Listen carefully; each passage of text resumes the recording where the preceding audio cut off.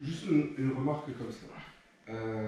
On l'a sur des vidéos en fait du début du siècle même jusqu'après la Deuxième Guerre mondiale, où on voit des assassins qui, dans des foules japonaises, attaquaient des hommes politiques ou des personnes importantes, hein, dans une foule.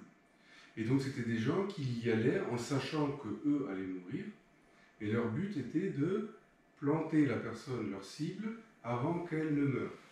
Et comment est-ce qu'elle le faisait, ça?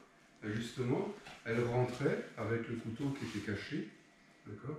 Et quand elles étaient à distance, en fait, elles rentraient ici, avec le couteau ici en dessous.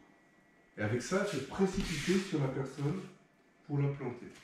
Ben, en fait, si ici, ils étaient allés avec le couteau, ben déjà, lui, il a peut-être aussi un couteau, et du coup, il va me toucher.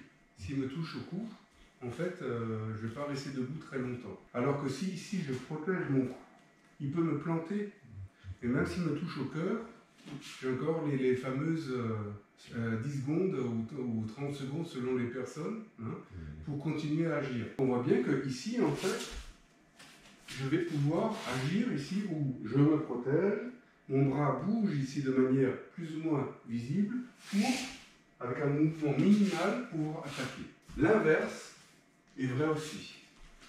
Quand je me défends contre quelqu'un qui a un couteau, je ne peux pas faire de gros gestes. Parce que là, je vais me faire allumer.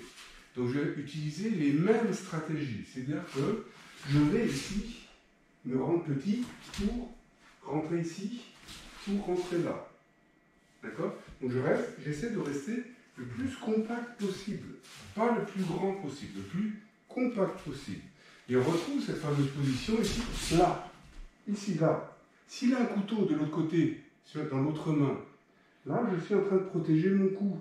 Et donc là, je vais pouvoir adresser le truc visible. Je ne sais pas s'il n'a pas deux couteaux en main. D'accord?